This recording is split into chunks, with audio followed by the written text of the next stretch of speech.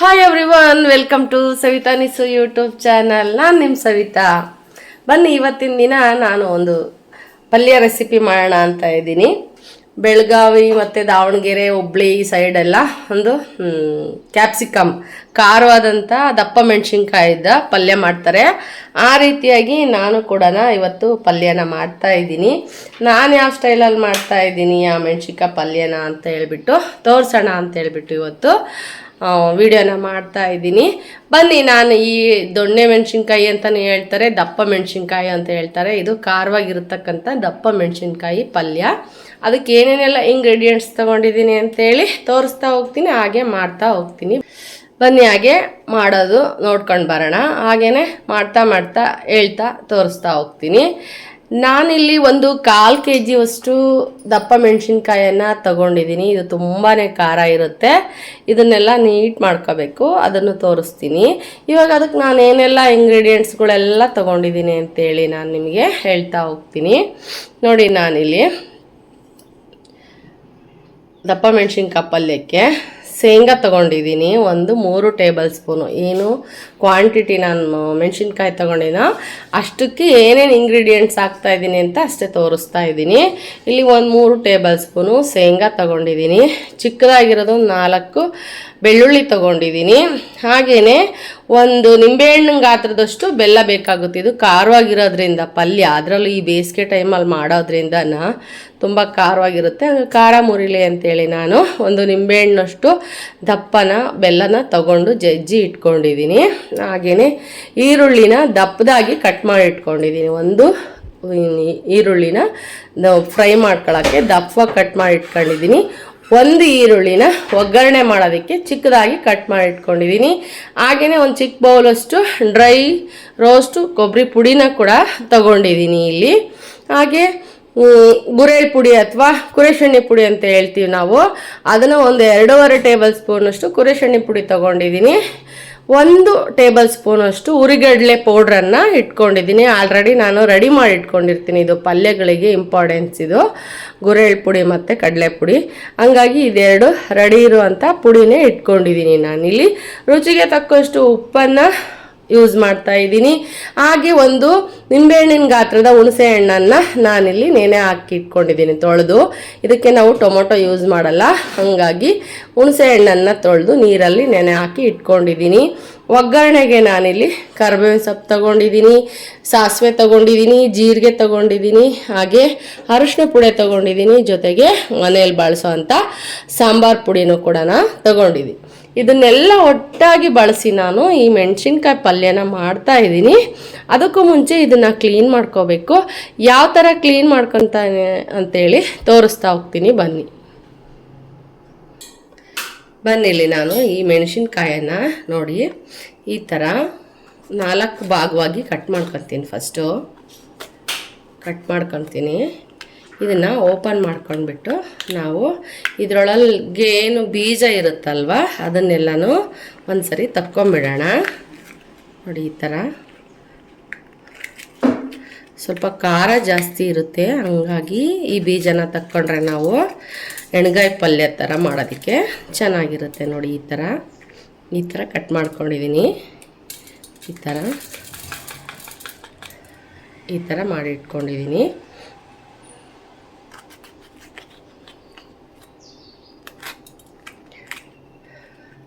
ನೋಡಿ, ಈ ಥರ ಕಾಣುತ್ತಲ್ವಾ, ಅದನ್ನು ನಾವು ಸ್ವಲ್ಪ ಸೂಕ್ಷ್ಮ ಮುರಿದೋಗುತ್ತಿದ್ದು ಪೀಸ್ ಆಗಿಬಿಡುತ್ತೆ. ಹಂಗಾಗಿ ನೋಡಿಕೊಂಡೆ ಬೀಜನ ತಕ್ಕೋಬೇಕಾಗುತ್ತೆ. ನೋಡ್ತಾ ಇರ್ಬೋದಲ್ಲ ನೀವು. ನೋಡಿ, ಈ ಥರ ಒಳಗಿಂದ ತಿರುಳನ್ನು ನಾವು ತೆಗೆದಿಟ್ಕೊಳ್ಳೋಣ. ಇದನ್ನು ತೆಗಿಯೋದು ಬೇಡ, ಇದನ್ನು ನಾವು ನೀರಲ್ಲಿ ಒಂದು ಸರಿ ಇದನ್ನು ವಾಶ್ ಮಾಡೋಣ ಬೀಜ ಎಲ್ಲ ತೆಗೆದ್ಮೇಲೆ. ಹಂಗಾಗಿ ನಾನು ಅಷ್ಟನ್ನು ಈ ಥರ ರೆಡಿ ಮಾಡಿ ಇಟ್ಕೊತೀನಿ.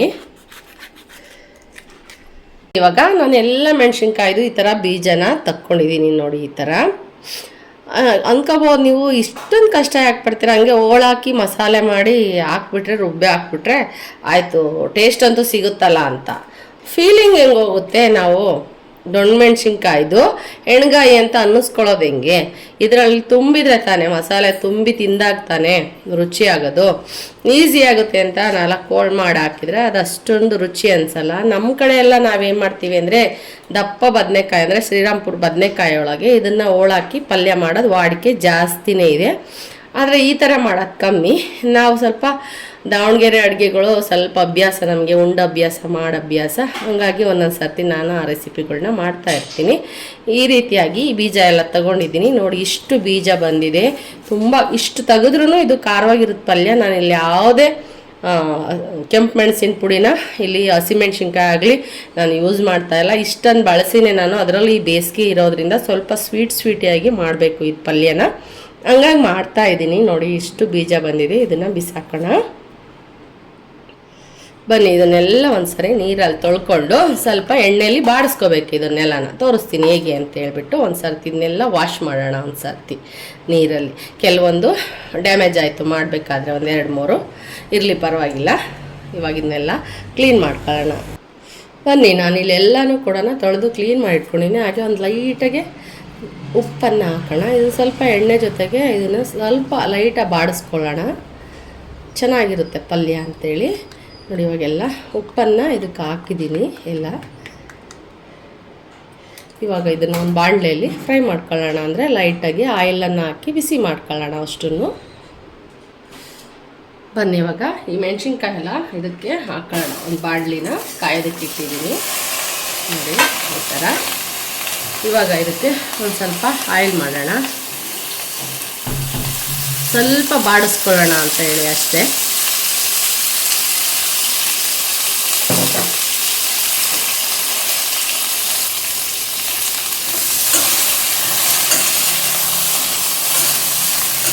ಒಂದು ಸಣ್ಣ ಉರಿಯಲ್ಲಿ ಸ್ವಲ್ಪ ಬಾಡಿಸ್ಕೊಳ್ಳೋಣ. ಮಸಾಲೆ ಎಲ್ಲ ತುಂಬಬೇಕಲ್ಲ ಇದಕ್ಕೆ, ಹಂಗಾಗಿ ಸ್ವಲ್ಪ ಬಾಡಿಸ್ಕೊಳ್ಳೋಣ.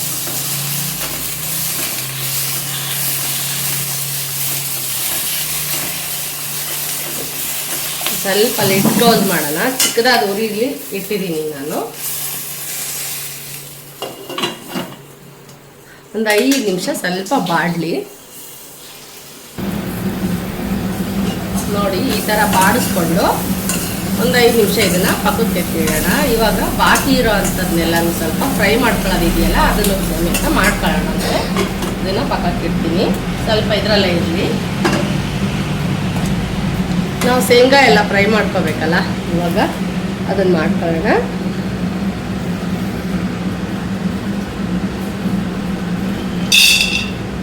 ಸ್ವಲ್ಪ ಇದಕ್ಕೆಲ್ಲ ಈಗ ಮಸಾಲೆ ರೆಡಿ ಮಾಡ್ಕೊಳ್ಳೋಣ.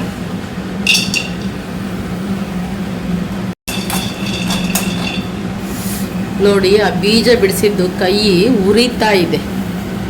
ಹಾಗಾಗಿ ಚಿಕ್ಕ ಮಕ್ಕಳಿರೋರು, ಬಸ್ರಿ ಅಂಥವರು ಈ ಮೆಣಸಿನ್ಕಾಯಿ ಬೀಜ ತೆಗಿಯೋ ಪ್ರಯತ್ನ ಮಾಡಬೇಡಿ. ತುಂಬ ಖಾರ, ನೋಡೋದಕ್ಕೆ ಸ್ವಲ್ಪ ಅನಿಸುತ್ತೆ, ಉರಿಯುತ್ತೆ ತುಂಬ. ಭಾಳ ಹೊತ್ತಾಗುತ್ತೆ, ಹೋಗೋಷ್ಟು ಎಲ್ಲಿ ಮುಟ್ಕೊತೀವೋ ಅಲ್ಲಿ ಉರಿಯುತ್ತೆ. ಅಷ್ಟು ಸ್ಟ್ರಾಂಗ್ ಇರುತ್ತೆ ಇದು ಮೆಣಸಿನ್ಕಾಯಿ. ತಿನ್ನೋದಕ್ಕೂ ಅಷ್ಟೇ ರುಚಿಯಾಗೂ ಇರುತ್ತೆ. ಬನ್ನಿ ಇವಾಗ ಇದೆಲ್ಲ ಫ್ರೈ ಮಾಡ್ಕೊಂಡು ಜೊತೆಗೆ ಮಿಕ್ಕ ಇಂಗ್ರೀಡಿಯೆಂಟ್ಸು ಇದಕ್ಕೆ ಹಾಕ್ಬಿಟ್ಟು ನಾನು ಫ್ರೈ ಮಾಡ್ಕೊತೀನಿ. ಇವಾಗ ಸ್ವಲ್ಪ ಕರ್ಬೇವಿನ ಸೊಪ್ಪನ್ನು ಹಾಕೋಣ.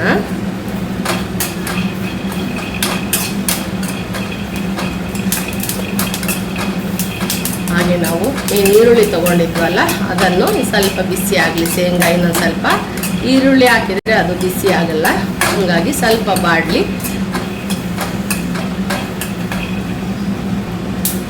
ಇವಾಗ ಬನ್ನಿ, ಇವಾಗ ಶೇಂಗಾ ಬಿಸಿಯಾಗಿದೆ. ಜೊತೆಗೆ ನಾವು ಫ್ರೈ ಮಾಡ್ಕೊಳ್ಳೋದಕ್ಕೆ ಈರುಳ್ಳಿ ತೊಗೊಂಡಿದ್ವಲ್ಲ ಅದನ್ನು ಇದಕ್ಕೆ ಸೇರಿಸಿ ಫ್ರೈ ಮಾಡ್ಕೊಳ್ಳೋಣ. ಇವಾಗ ಇದಕ್ಕೆ ಸ್ವಲ್ಪ ಎಣ್ಣೆನ ಸೇರಿಸೋಣ. ಈರುಳ್ಳಿ ಚೆನ್ನಾಗಿ ಫ್ರೈ ಆಗಲಿ, ಸ್ಮೆಲ್ಲೆಲ್ಲ ಹೋಗಬೇಕು. ಆ ಥರ ಇದಕ್ಕೆ ಒಂದು ಆಯಿಲನ್ನು ಸ್ಪ್ರೇ ಮಾಡ್ಕೊಳ್ಳೋಣ.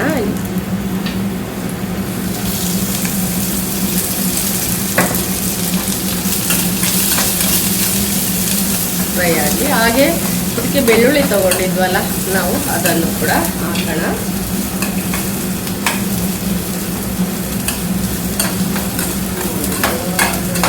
ತುಂಬ ಗಟ್ಟಿಯಾಗಿರಬಾರ್ದು ಇದು ಪಲ್ಯ, ಸ್ವಲ್ಪ ತೆಳ್ಳಗೆ ಇರಬೇಕು. ಇದು ಎಣ್ಗಾಯ್ದು ರಸ ಇರುತ್ತಲ್ಲ ಅದು, ಅವಾಗ ರೈಸ್ ಊಟ ಮಾಡೋಕ್ಕೂ ಚೆನ್ನಾಗಿರುತ್ತೆ.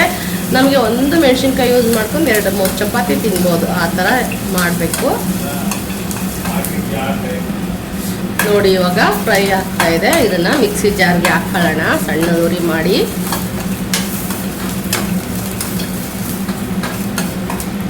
ಇವಾಗ ಆಫ್ ಮಾಡೋಣ ಸ್ಟವ್.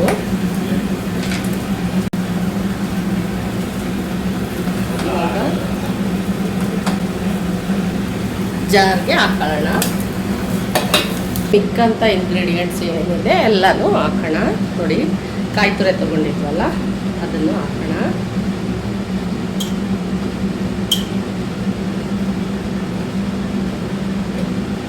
ಹಾಗೆ ಸ್ವಲ್ಪ ಜೀರಿಗೆ ಹಾಕೋಣ.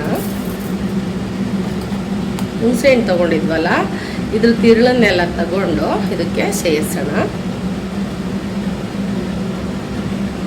ಇದನ್ನು ಒಂದ್ಸರಿ ಮಿಕ್ಸಿ ಮಾಡ್ಕೊಂಡು ಬರೋಣ. ನೆಕ್ಸ್ಟ್ ಎಲ್ಲ ಇಂಗ್ರೀಡಿಯೆಂಟ್ಸು ಹಾಕಿ ಮತ್ತೊಂದು ಸರ್ತಿ ಮಿಕ್ಸಿ ಮಾಡೋಣಂತೆ. ಇದೊಂದು ಸರ್ತಿ ಮಿಕ್ಸಿ ಮಾಡ್ಕೊಳ್ತೀನಿ. ಸ್ವಲ್ಪ ಹುಣಸೆ ಹಣ್ಣು ಹಾಕ್ಬಿಟ್ಟು ಶೇಂಗಾ ಎಲ್ಲ ನುಣ್ಣಗಾಗಲಿ ಹಾಕಿ ಬನ್ನಿ. ಇವಾಗ ನಾವು ಏನು ಮಿಕ್ಕಂಥ ಇಂಗ್ರೀಡಿಯೆಂಟ್ಸ್ ಎಲ್ಲ ಇತ್ತು ಅದನ್ನು ಸೇರಿಸ್ಬಿಟ್ಟು ನಾವು ಒಂದು ಸರ್ತಿ ಮಿಕ್ಸಿ ಮಾಡ್ಕೊಳ್ಳೋಣ.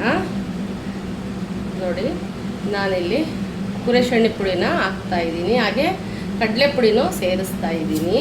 ರುಚಿಗೆ ತಕ್ಕಷ್ಟು ಉಪ್ಪನ್ನು ತಗೊಂಡಿದ್ವಿ, ಬೆಲ್ಲ ತಗೊಂಡಿದ್ವಿ, ಅದೆಲ್ಲನೂ ಇದಕ್ಕೆ ಸೇರಿಸ್ತಾ ಇದ್ದೀನಿ.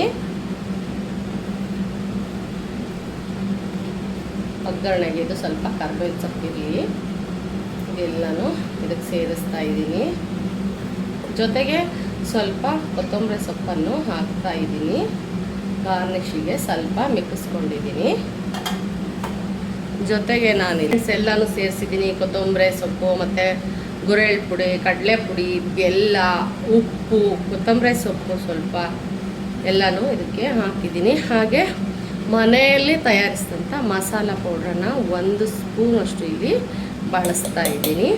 ಹಾಗೆಯೇ ಹುಣಸೆ ತಿರುಳಿತ್ತಲ್ಲ ಇನ್ನೊಂದು ಸ್ವಲ್ಪನೂ ಕೂಡ ನೀಟಾಗಿ ಪಲ್ಪನ್ನೆಲ್ಲ ಇದಕ್ಕೆ ಹಾಕ್ಕೊಂಡು ನಾವು ಮಿಕ್ಸಿ ಮಾಡಿಕೊಂಡು ಪೇಸ್ಟ್ ಮಾಡ್ಕೊಳ್ಳೋಣ.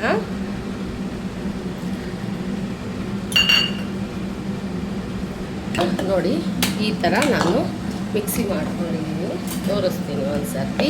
ಅತಿ ನಯಸ್ಸಾಗಿ ಬೇಡ, ಲೈಟಾಗಿ ಒಂದು ತರಿ ಇರಲಿ, ಹಾಗಾದರೆ ಚೆನ್ನಾಗಿರುತ್ತೆ. ಇವಾಗ ಇದನ್ನು ಒಂದು ತಟ್ಟೆಗೆ ಟ್ರಾನ್ಸ್ಫರ್ ಮಾಡ್ಕೊತೀನಿ. ಇಷ್ಟು ಬಂದಿದೆ ನನಗೆ ಮಸಾಲೆ ಎಲ್ಲ. ಹಾಗೆ ಜಾರೆಲ್ಲ ತೊಳೆದಿದ್ದ ರಸನ ಒಂದು ಬೌಲಿಗೆ ಹಾಕಿಟ್ಕೊಂಡಿದ್ದೀನಿ. ಅದನ್ನು ಕೊನೆಗೆ ಏನು ಮಾಡ್ತೀನಿ ಅಂತ ನೋಡ್ತಾ ಹೋಗ್ರಿ. ಬನ್ನಿ ಇವಾಗ ನಾವೇನು ಮೆಣಸಿನ್ಕಾಯನ್ನೆಲ್ಲ ಸ್ವಲ್ಪ ಮೇಲಿಂದು ರ್ಯಾಪರನ್ನು ಬಾಡಿಸ್ಕೊಂಡಿದ್ವಲ್ಲ ಅದಕ್ಕೆ ಈ ಮಸಾಲೆ ಎಲ್ಲ ತುಂಬಿ ಒಂದು ಒಗ್ಗರಣೆ ಮಾಡೋಣ. ನೋಡಿ ನಾನು ಇದರಲ್ಲೇ ಬಿಟ್ಟಿದ್ದೆ, ಯಾಕೆಂದರೆ ಸ್ವಲ್ಪ ಮೇಲಿಂದು ಸಿಪ್ಪೆ ಎಲ್ಲ ಸ್ವಲ್ಪ ಮೆತ್ತಗಾದರೆ ಚೆನ್ನಾಗಿ ನಮಗೆ ಮಸಾಲೆ ಎಲ್ಲ ಕೂಡಿಸಿದ ತಕ್ಷಣ ಹಾಕಿದರೆ ಬೇಗನೆ ಬೇಯುತ್ತೆ ಅಂತೇಳಿ ನಾನು ಈ ಥರ ಮಾಡಿರೋದು. ಬನ್ನಿ ಇದಕ್ಕೆ ಮಸಾಲೆನ ಒಗ್ಗರಣೆ ಮಾಡ್ಕೊಂಡು ಫಸ್ಟು, ಹಾಗೆ ಒಂದೊಂದಕ್ಕೆ ಮಸಾಲೆ ತುಂಬಿ ನಾನು ಒಗ್ಗರಣೆ ಒಳಗೆ ಇಡ್ತೀನಿ. ಬನ್ನಿಲ್ಲಿ ನಾನೊಂದು ಕುಕ್ಕರನ್ನು ಇಟ್ಟಿದ್ದೀನಿ. ಇದು ನಂದು ಹಳೇ ಕುಕ್ಕರು. ಇದರಲ್ಲಿ ಎಣ್ಗಾಯಿ ಮಾತ್ರ ತುಂಬಾ ಚೆನ್ನಾಗಿ ಬರುತ್ತೆ. ಹಂಗಾಗಿ ನಾನು ಎಣ್ಗಾಯಿ ಪಲ್ಯ ಯಾವಾಗಾದರೂ ಮಾಡಲಿ ನಾನು ಇದರಲ್ಲೇ ಮಾಡೋಕ್ಕೆ ಇಷ್ಟಪಡ್ತೀನಿ. ಅಗಲವಾಗೂ ಇದೆ, ಚೆನ್ನಾಗೂ ಕೂಡ ಬೇಯುತ್ತೆ. ಹಾಗಾಗಿ ನಾನು ಒಂದು ಕುಕ್ಕರನ್ನು ಇಟ್ಟಿದ್ದೀನಿ. ಅದಕ್ಕೆ ಸ್ವಲ್ಪ ಆಯಿಲನ್ನು ಹಾಕೋಣ.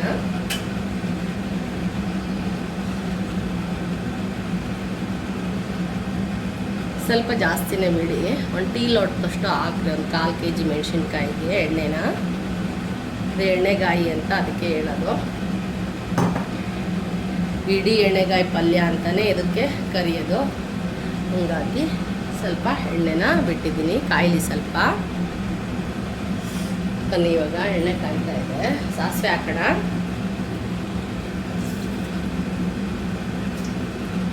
ಹಾಗೆ ಸ್ವಲ್ಪ ಜೀರಿಗೆ ಮಸಾಲೆಗೂ ಹಾಕಿದ್ವಿ, ಇದಕ್ಕೂ ಸ್ವಲ್ಪ ಹಾಕೋಣ.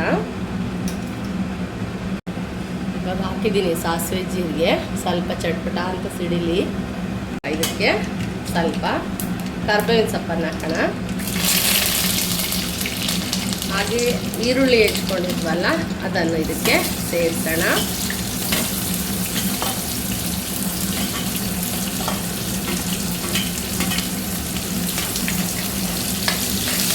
ಸ್ವಲ್ಪ ಫ್ರೈ ಆಗಲಿ ಇದು. ನಂತರ ಇದಕ್ಕೆ ಒಂದು ಸ್ವಲ್ಪ ಅರಿಶಿನ ಹಾಕೋಣ.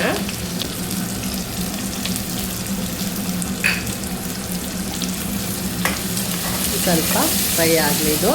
ಇವಾಗ ಇದನ್ನು ಉರಿನ ಸಣ್ಣಕ್ಕೆ ಮಾಡ್ಕೊಳ್ಳೋಣ, ಯಾಕೆಂದರೆ ಎಲ್ಲನೂ ಕೂಡಿಸ್ಬೇಕಲ್ಲ.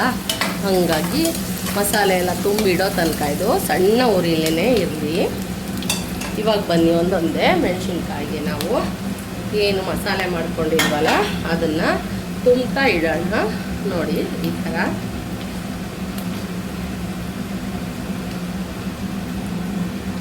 ಥರ ಎಲ್ಲ ತುಂಬಿಬಿಟ್ಟು ನಾವು ತಟ್ಟನ್ನು ಕೆಳಗೆ ಮಾಡಬೇಕು, ಚೆನ್ನಾಗಿ ಬೇಯಬೇಕಲ್ಲ ಅದು. ಹಂಗಾಗಿ ಒಂದೊಂದನ್ನೇ ತುಂಬ್ತೀನಿ ನಾನು. ತುಂಬಿ ನೋಡಿ ಈ ಥರ ತುಂಬಿ ಇಡ್ತಾ ಇದ್ದೀನಿ.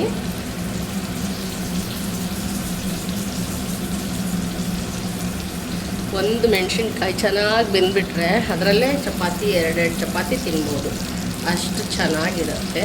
ಮೊದಲೇ ನಾವು ಆಲ್ರೆಡಿ ಇದನ್ನು ಫ್ರೈ ಮಾಡಿರ್ತೀವಲ್ಲ, ಮೇಲೆ ಬದನೆಕಾಯಿ ಬೆಂದು ಅದ್ರ ಕಾವಿಗೆ ಒಳಗಿಂದು ನಮಗೆ ಗೊಜ್ಜು ಬೆಂದರೆ ಸಾಕು, ತುಂಬಾ ಟೇಸ್ಟಿಯಾಗಿರುತ್ತೆ. ಬನ್ನಿ ಅಷ್ಟನ್ನು ಜೋಡಿಸ್ತೀನಿ ಯಾವ ಥರ ಅಂಥೇಳಿ ನೋಡಂತ್ರಿ.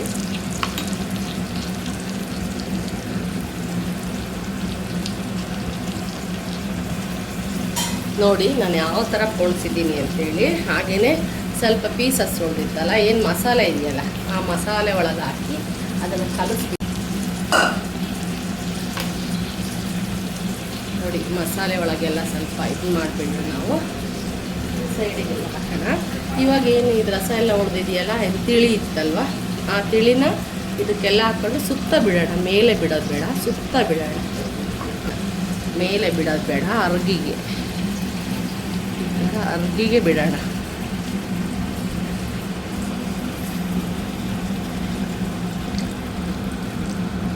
ನಮಗೆ ತಿಳಿನೂ ಚೆನ್ನಾಗಾಗುತ್ತೆ, ಅದರಿಂದ ಉಕ್ಕಿ ಬರೋ ಅಂಥ ಮಸಾಲೆನೂ ಕೂಡ ಇದಕ್ಕೆ ಸೇರಿಬಿಟ್ಟು ಅನ್ನಕ್ಕೆಲ್ಲ ತುಂಬಾ ಚೆನ್ನಾಗಿರುತ್ತೆ. ಒಂದು ಕೂಗಲಿ ಇದು. ಇವಾಗ ರೆಡ್ಡನ್ನು ಕ್ಲೋಸ್ ಮಾಡ್ತಿದ್ದೀನಿ. ಇದು ಒಂದು ಕೂಗಲಿ, ಅಷ್ಟರೊಳಗೆ ಚಪಾತಿ ಉಜ್ಕೊತೀನಿ ನಾನು. ಬನ್ನಿ ಇವಾಗ ಕುಕ್ಕರ್ ತಣ್ಣಗಾಗಿದೆ, ಪಲ್ಯ ಯಾವ ಥರ ಬಂದಿದೆ. ಆಹಾ ಸಖತ್ತಾಗಿ ಬಂದಿದೆ ನೋಡಿ. ನೋಡಿ ಎಷ್ಟು ಚೆನ್ನಾಗಿ ಬಂದಿದೆ ಪಲ್ಯ, ಸೂಪರಾಗಿದೆ ಮಾತ್ರ, ಸಖತ್ತಾಗಿದೆ. ಇದರ ಟೇಸ್ಟ್ ಹೇಗೆ ಬಂದಿದೆ ಅಂತ ನೋಡಬೇಕು ಅಷ್ಟೇ. ನೋಡಿ ನೋಡಿ ನಮಗೆ ಅದರಲ್ಲಿ ಮಸಾಲೆನೂ ಇದೆ, ಆದರೂ ಇದು ಸಾಫ್ಟಾಗೆ ಆಗಿದೆ ಪಲ್ಯ ರೆಸಿಪಿ.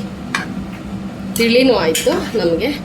ಬದನೆಕಾಯಿ ಅಂದರೆ ಮೆಣಸಿನ್ಕಾಯಿ ಎಣ್ಗಾಯಿ ನೋಡಿ ಈ ಥರ ಆಗಿದೆ ನೋಡಿ, ಈ ಥರ.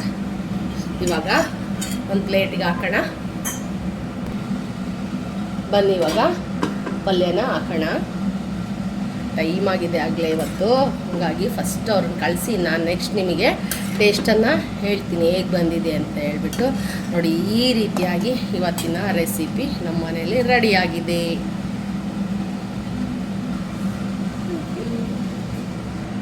ಬನ್ನಿ ನಾನು ಗಾರ್ನಿಶ್ ಕೊತ್ತಂಬರಿ ಹಾಕಲಿಲ್ಲ, ಅರ್ಜೆಂಟು ಮಾರ್ನಿಂಗ್ ಟೈಮ್ ಅಂತು. ಹಾಗಾಗಿ ನೋಡಿ ಈ ಥರ ಎಲ್ಲ ಹಾಕ್ಬಿಟ್ಟು ಇದು ತಣ್ಣಗಾದ್ಮೇಲೆ ತಿನ್ನಬೇಕು, ಪಲ್ಯ ಸಖತ್ತಾಗಿರುತ್ತೆ. ನೋಡಿರಿ ಅವಾಗೇನೆ ರಸ ಎಲ್ಲನೂ ಬೆರೆತು ಎಷ್ಟು ಚೆನ್ನಾಗಾಗಿದೆ. ಒಂದು ಮೆಣಸಿನ್ಕಾಯಿ ಒಳಗೆ 2 ಚಪಾತಿ ಅಥವಾ 3 ಚಪಾತಿ ಧಾರಾಳವಾಗಿ ತಿನ್ಬೋದು. ನೋಡಿ ನಾನು ತಿನ್ನೋ ತನಕ ಇದು ರೆಸ್ಟ್ ಆಗಿರಲಿ, ಇನ್ನೂ ಟೇಸ್ಟಿಯಾಗಿರುತ್ತೆ. ನೋಡಿ ನನಗೆ ಹುಷಾರಿಲ್ಲ ಅಂಥೇಳಿ ನನ್ನ ಅಕ್ಕಪಕ್ಕದ ಮನೆಯವರೆಲ್ಲ ಬಾಯಿ ಕೆಟ್ಟಿದೆ ಅವಕ್ಕಂಗೆ ಅಂಥೇಳಿ ಹಿಂಗೆ ಚಟ್ನಿ ಪಲ್ಯಗಳು ಎಲ್ಲ ತಂದುಕೊಟ್ಟಂಥ ಬೌಲು ಪ್ಲೇಟ್ಸು ಎಲ್ಲ ಇತ್ತಲ್ವ. ನಾನು ಮತ್ತೆ ಮಾಡಿದಾಗ ಅವ್ರಿಗೆ ಕೊಡಬೇಕಲ್ವಾ, ನನ್ನ ಟೇಸ್ಟನ್ನು ಅವ್ರು ನೋಡಬೇಕಾಗುತ್ತೆ. ಹಾಗೆ ಖಾಲಿನೂ ಕೊಡೋಕ್ಕಾಗಲ್ಲ, ಹಂಗಾಗಿ ನಾನು ಕೂಡ ಅವ್ರಿಗೆ ಕೊಟ್ಟು ಬರೋದಕ್ಕೆ ಹೋಗ್ತಾಯಿದ್ದೀನಿ. ಈ ಥರ ನಾನು ಇವತ್ತಿನ ಅಡುಗೆನ ಮಾಡಿದೆ. ಇವಾಗ ಇವರಿಗೆ ಯಾರಿಗೆ ಏನೇ ಕೊಡಬೇಕು ಅಂದರೂ ನಾವು ತಿನ್ನೋದಕ್ಕಿಂತ ಮುಂಚೆನೇ ಪ್ರೀತಿಯಿಂದ ಕೊಡಬೇಕೇ ಹೊರತು ನಾವೆಲ್ಲ ತಿಂದು ಎಲ್ಲ ಆದಮೇಲೆ ಕೊಟ್ಟರೆ ಏನು ಪ್ರಯೋಜನ ಅಲ್ವಾ? ಅವ್ರ ತಿಂಡಿ ಟೈಮೆಲ್ಲ ಮುಗ್ದಿರುತ್ತೆ. ಹಾಗಾಗಿ ನಾವು ತಿನ್ನೋದಕ್ಕಿಂತ ಮುಂಚೆನೇ ಕೊಟ್ಟು ಅವ್ರ ಹತ್ರ ಟೇಸ್ಟ್ ಕೇಳಿದರೆ ತುಂಬ ಖುಷಿಯಾಗುತ್ತೆ.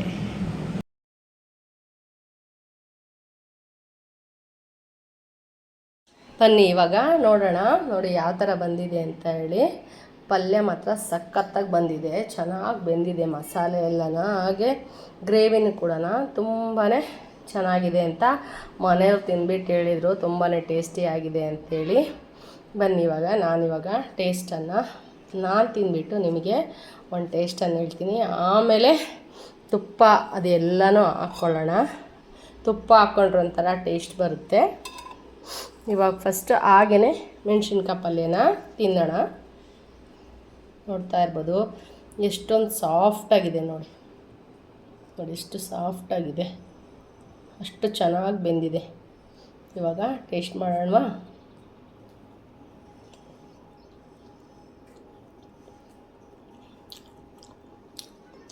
ಸಖತ್ತಾಗಿ ಬಂದಿದೆ, ಮಾಡ್ಕೊಳ್ಳಿ. ಇಷ್ಟ ಆದರೆ ನೀವು ಒಂದ್ಸರಿ ಟ್ರೈ ಮಾಡಿ ಅಂತ ಹೇಳ್ತಾ ನನ್ನ ವಿಡಿಯೋನ ಮುಗಿಸ್ತಾ ಇದ್ದೀನಿ. ಬಾಯ್, ಮತ್ತೆ ಸಿಗೋಣ.